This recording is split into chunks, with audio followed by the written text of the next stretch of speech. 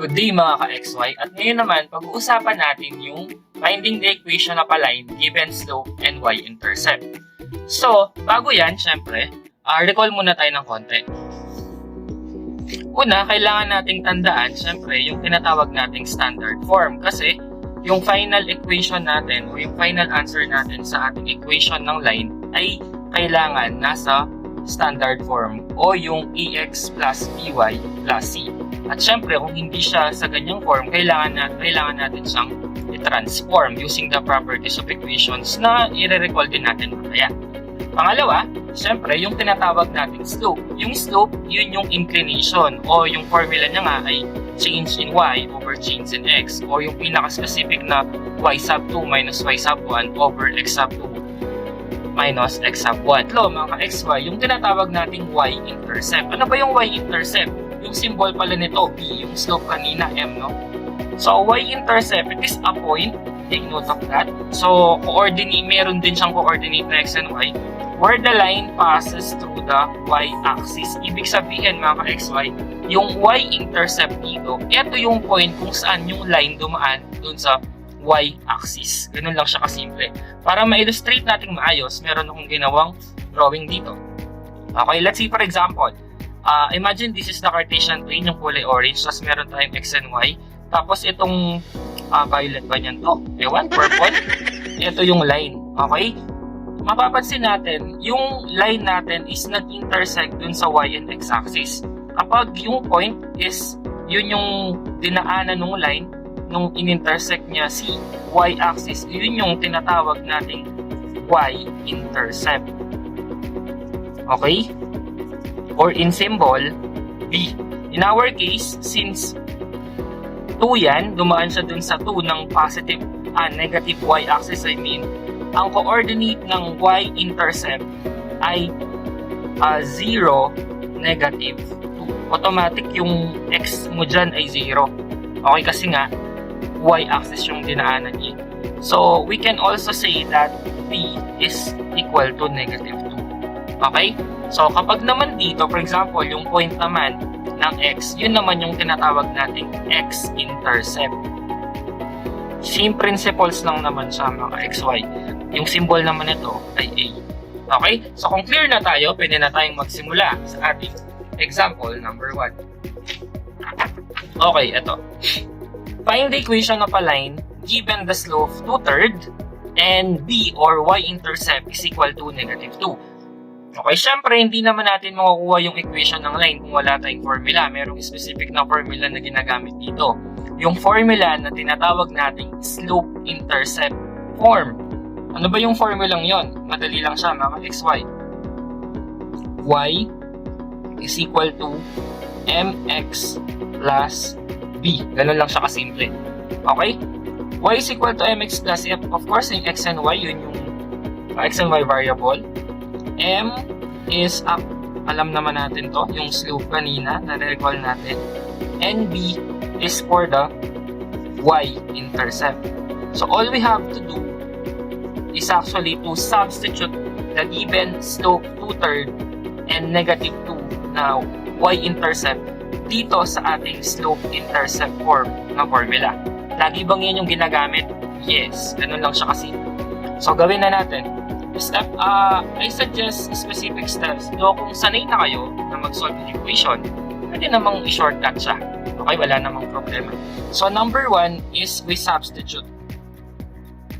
Sensya na kayo sa sulat ko. Dati yung conductor. Ayan. So, isa-substitute lang natin dun sa formula yung given natin.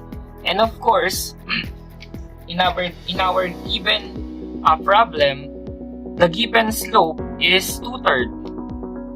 So, ito siya, 2/3. And our y-intercept is negative 2. Okay, so isa-substitute lang natin sila dun sa formula. So, ikakopy ko yung formula. Y is equal to mx plus b. Ayan. And then we substitute. So, I copy y, then equal. Then, yung slope natin na 2/3 or 2/3, and this is x. Then, since yung y-intercept natin is negative, ilalagay ko na siyang minus 2. Okay, any question? Wala. So, step number 2, dito meron akong suggestion mga ka-XY. No? Kapag meron tayong fraction, in short, yung denominator ng slope na kasi natin hindi siya 1. Okay? Ang mas maganda dyan is i-get rid muna natin yung fraction na yun. Or kung mas marami silang fraction, kunin natin yung LCD. Okay? So, 3/3. Siyempre, yung kabaliktaran ng divided by 3 ay times 3. So, in short, para mag-get rid natin si 3 is kailangan nating mag-multiply ng 3 each term. So, ganun yung gagawin natin. Okay? So, papakita ko siya. So, dito sa left side ng equation natin na y, eta times 3 ko to. Ayun. Tapos, yung term natin na 2/3 x, eta times 3 ko rin siya. Anong purpose nun? Para makancel yung 3, of course. Then, minus 2. Kailangan ko ring mag-multiply ng 3. Basta ganun lang naman yung properties ng equation mga ka-XY. Kung anong ginawa mo dun sa left side, gawin mo rin sa right side. Okay? So kapag nag-multiply tayo ng 3 dito sa y, ang magiging new term natin is 3y. And then as expected, syempre, may eliminate na yung denominator natin. Kasi 3/3 is actually 1 or any number divided by itself. The answer is 1. So matitira na lang dito ay 2x. And then minus 2 times 3 is 6. I-simplify natin yung equation na dapat wala tayong fractional form. Okay?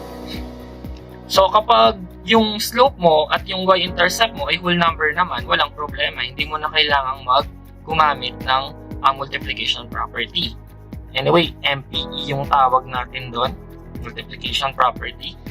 And then, after that, kailangan nating i-transform yung form na to dun sa standard form na ax plus by is equal to c.